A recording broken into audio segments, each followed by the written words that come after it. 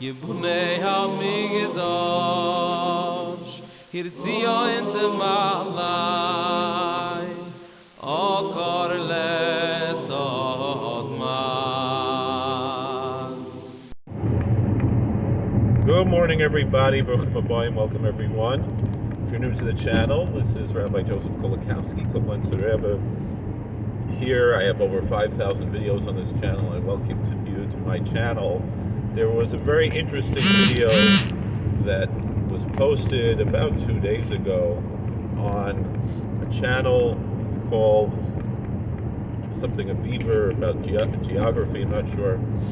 Beaver Geography, there we go. So, and on this channel, the following discussion was had, which I engaged in. I'm just going to read from Wayner. The city is a theocracy, something unconstitutional. And so I responded to that. The Constitution only prohibits a national denomination on the federal level. Plenty of states had official state churches under the Constitution. Pepper Tree says you are correct. 3 states had churches. I believe it was even more than 3 at some point. The last to operate was Massachusetts. The Constitution only prohibits an official national church, such as the Church of England, which is correct. I responded there exactly, but out of respect for the SCOTUS decision, there are no religious signs in the government offices there in Kiryas Joel. The video is about Kiryas Joel. I do plan to make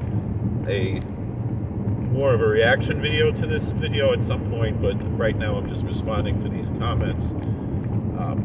There are no religious signs in the government offices there, such as no mezuzos in the public school buildings. So the truth of the matter is that was a big issue, and so then I added to actually there are Hasidic residents of Kiryas Joel from distant communities that boycott the public school for that reason, and also that also represents essentially the fact that there is no established religion in Kiryas Joel because there are dissident groups. Quite often in religious sociology you'll find there are more disagreements with groups that are closer to each other than that are further away from each other. There's a joke, I heard it told about a Christian, but it would make just as much sense about Jewish or Muslim or any other group. Pagans, for that matter, I see it all the time working in prison ministry. When it comes to the joke was, it was a fellow who was falling off of a bridge, and a man was telling the story about this man falling off the bridge, and he says he rescued the man falling off the bridge, and he asked him, "Are you religious?" He said, "Yes." He said, "Are you Christian?" "Yes." "Oh, so am I." "Are you Catholic or Protestant?" He said, "I'm Protestant." "Oh, so am I." "Are you a Presbyterian or a Lutheran or a Baptist?" "Oh, I'm a Presbyterian." "Oh, so am I." "Are you from the Eastern Conference or the Western Conference?" Whatever. I know there's PCUSA, all different Presbyterian churches, whatever it was. And he said, "Oh, I'm from the Western Conference." And then the man narrating the story, he said, "I let that heretic fall to his death." And the same thing, when you have within the Satmar community, there are a lot of schisms, actually at least 3 schisms, as well as many other groups that kind of have coalitions loosely with these other communities, with the larger communities. On a religious level, which does sometimes on a political level as far as voting blocks have a certain amount of change, but in essence that is what we have there. And the fact that in Kiryas Joel you have these 3 factions that really to some extent do get along and some extent don't get along. It's rather complicated, and sometimes more surprising when they do get along.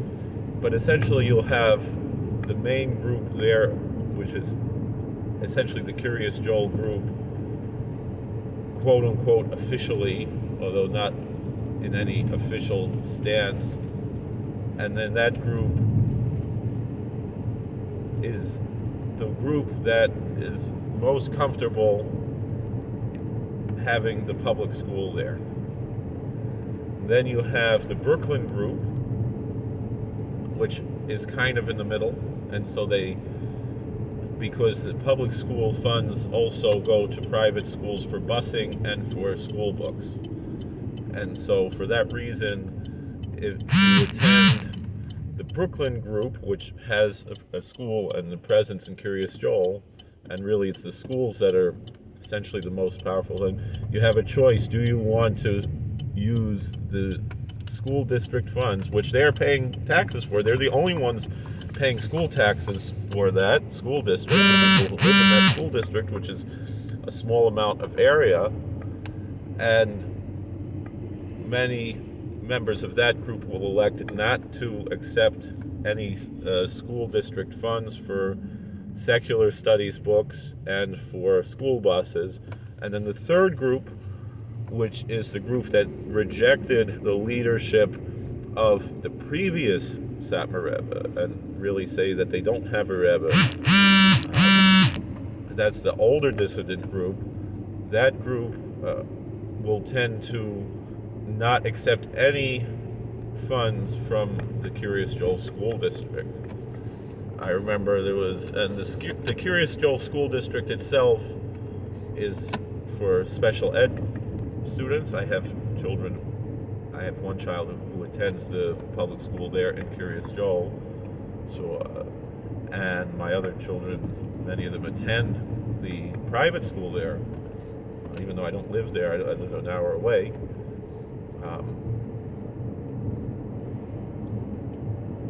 And how we managed that was totally legal and following the rules and everything.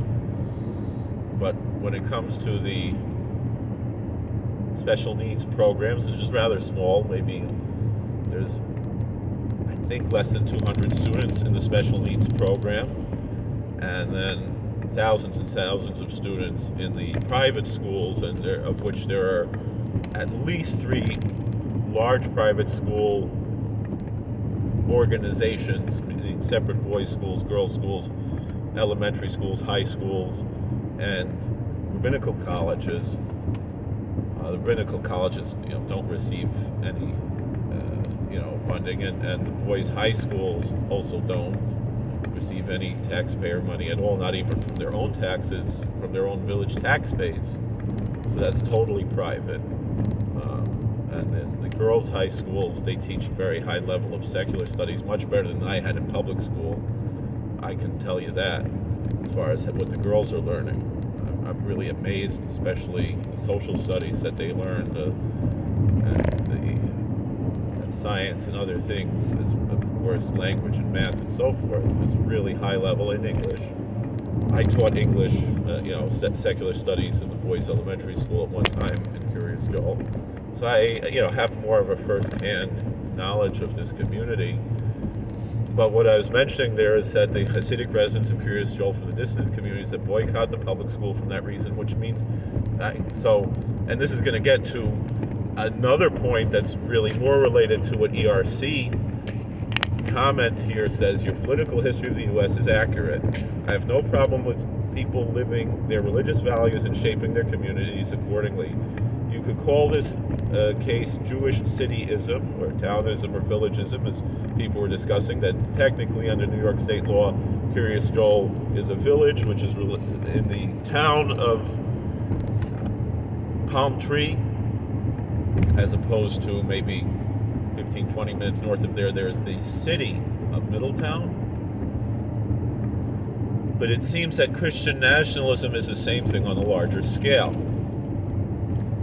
Now, I made another video about Christian nationalism where I said Christian nationalism, although the left is using Christian nationalism as some kind of a boogeyman specter of what they claim the right wants, Christian nationalism is really a left-wing movement. In Europe, most of the European countries, other than France, essentially have Christian nationalism. And so you have some Christian nationalism more to the right and more to the left. But as far as the American structure is, which has federalism, which I don't know any other country that really has federalism the way we have, But on the federalism level, that is really where this issue of Christian nationalism, as it's often referred to, although there are many different definitions of Christian nationalism, essentially, that's where the issue comes in, is in the world of federalism, meaning that the United States was designed that there should be no established church on the federal level, but that there may be established churches, as we said, on the state and local levels. And that there was for a long time, until 1949, there was a court case where actually it was the Ku Klux Klan was suing the state of New Jersey because they were providing school busing to Catholic schools. And they were, and that iteration of the Klan was anti-Catholic as well. Probably still is. It's right now you can fit all the actual Klans members in a phone booth rather, not a phone book, in a phone booth, if there were still phone booths, or if there were still phone books for that matter. And really, this is going to be controversial, but if you really know the history of the Democrat Party and all these other issues, really the flip was that they started lynching in the womb. And if you know the history of Planned Parenthood, it's really Planned Parenthood. But that's a different story for a different time. And it's probably going to offend a lot of people, and you're just going to turn off this channel right now for the people who got offended, and probably I got a few subscriptions for the people who agree with me here. It's a little bit of, as they would say, what we refer to that to tribalism on a kind of Darwinian scale. So I'll tell a story that happened to me as a prison chaplain and a supervisor administrator. I have part of my job description is to be involved in community events in order to try to attract volunteers and so forth. And I was sitting at such, it was an interfaith meeting in a nearby town. It's not in New York where I work. And a big city actually, relative to where I live for sure, in another state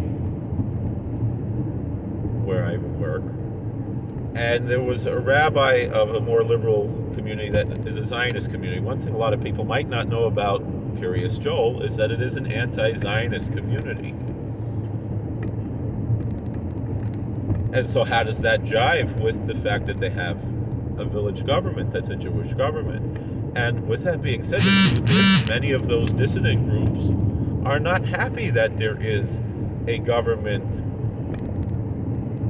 structure in Kiryas Joel. When Kiryas Joel was founded, meaning these communities were there before it was incorporated as a village, and then they were very upset when they started the school district, even though there were important reasons why that happened. And really, essentially, the village construction, and then the village incorporation, and then the school district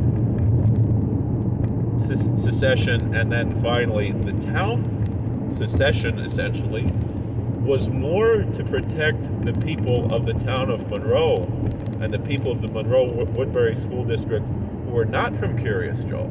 It was not to benefit the Kiryas Joel community, but to make peace with the surrounding neighbors, if you really understand the dynamics of that history. But I was sitting at a meeting, and I'm a Trump supporter. I'm much more on the right, and really most of the people in Kiryas Joel voted for President Trump, even though on the local level they always they will vote for whoever works the best for them, and usually they'll bet on the winners. So a lot of the times it comes to who works for them, but quite often they're going to vote Democrat. So if you saw the voting guides that are unofficial that come from a separate organization within Kiryas Joel legally. They, across the line, said vote Democrat for the most part, and then vote for President Trump, which was very strange. I think maybe the congressman, if it's Lawler, who's the congressman there, I believe they also endorsed Mike Lawler. Not sure if he's there or only in Rockland County, or if there was someone else, but I know for the most part the Jewish community did support, the Hasidic communities did for the most part, obviously not the liberal Jews, did for the most part support the Republicans in the House. But I voted Republican across the line, but I don't live in Kiryas Joel, and if I did, I would still have voted Republican across the line. I don't care. But in any event, people can do what they want. But I remember I was sitting at this meeting, and most of the other clergy people, Christian and Jewish clergy, sometimes there are Muslim and Buddhist members who show up, but they weren't at that meeting for sure. And I remember there was a Presbyterian pastor who was so excited by what was going on in this meeting, but I tend to make drama, so there was from what they call the conservative movement of Judaism, which is actually the middle of the road movement of Judaism, and tend to be more politically liberal and liturgically in the middle of the road. And they ordained women as rabbis, which interestingly, the dissident group in Kiryas Joel, essentially after the Grand Rabbi passed away, accepted his widow as their de facto leader unofficially, which is interesting, and they tend to be religiously and liturgically maybe more to the right than the other Satmar communities. But the conservative movement is the one movement of Judaism that was always Zionist, meaning Reform. There's two sides: Orthodox, generally the non-Orthodox are religious Zionists, and the ultra-Orthodox are either non-Zionist or anti-Zionist, which is Kiryas Joel is in the anti-Zionist camp.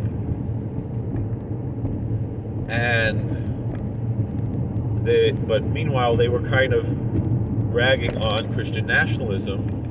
And I said, and then this female rabbi brought up something about Israel, and I said, I don't understand, how is Jewish nationalism, which is Zionism, okay, and Christian nationalism is not okay?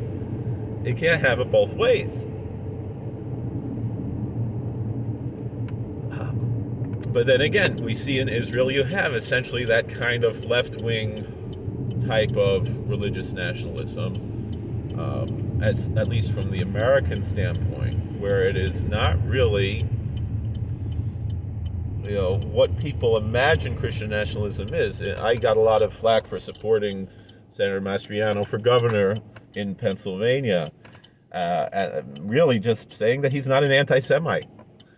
And he calls himself a Christian nationalist, but to him, a Christian nationalist means he is a nationalist, and his nationalism is cured by his Christianity, is tempered by his Christianity, as opposed to establishmentism Christian nationalism. Nobody on the American right really wants establishment of one, which is what really essentially Christian nationalism is the establishment of one national church. There's nobody advocating that. Certainly not the Baptists. That goes against the whole ideology of the Baptist denomination. Certainly not the Mormons. Also, LDS, all these other groups, which other Christians would not consider them to be Christians. Catholic Church doesn't want that, obviously, in America. It doesn't make sense. It's not the way of the makeup of this country. It's the way that we work is with the diversity of the many different denominations.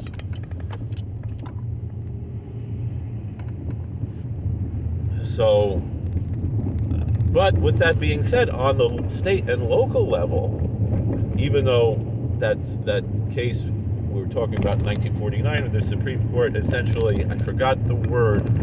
There's a word where you apply, it's not application or adoption, something along those lines, where the ideals of the of the Bill of Rights are adopted into the state and local governments. Now, if the state and local governments have their own constitutions, that's how they do it.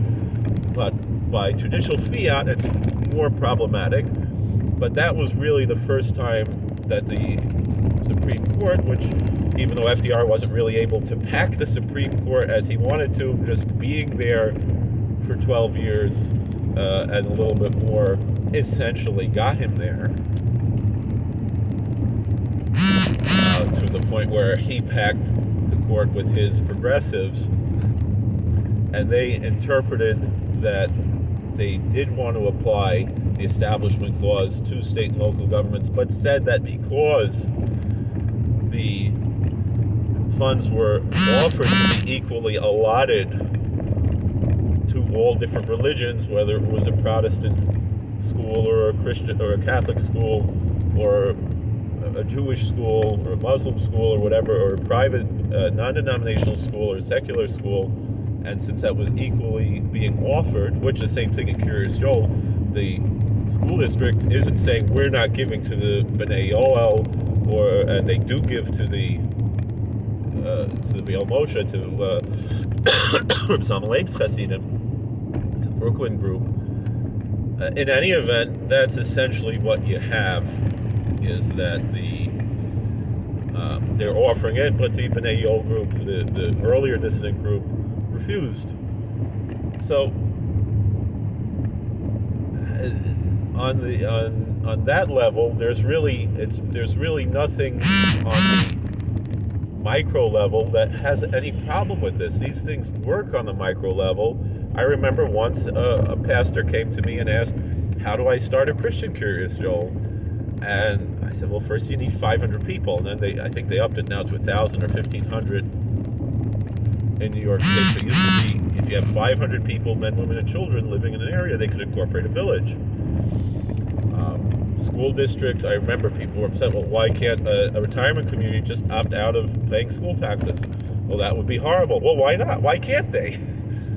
Just because you don't like the idea? Well, why can't they? Why can't they decide what to do with their own taxes on the level of federalism in any sense? I am all for that, that communities can coalesce together and use the power of federalism to essentially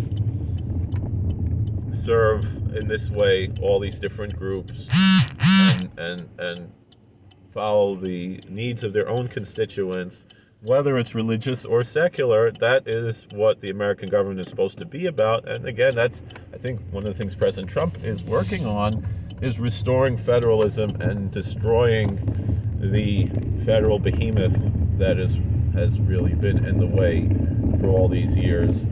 Thank you for watching. God bless. Please like, share, and subscribe, comment, and we hope to see you later. And I do want to talk more about this video in particular. And I'm also, since that video started off with like, well, I'm trying to get to 100,000 subscribers this year, even though I only have around 5,000, 6,000, I'm not sure right now where we're holding. But I'd also like to get 100,000 subscribers this year. Why not?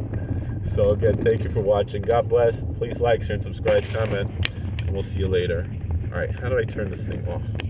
Yibunei HaMikdash, Hirtzio Ente Malai.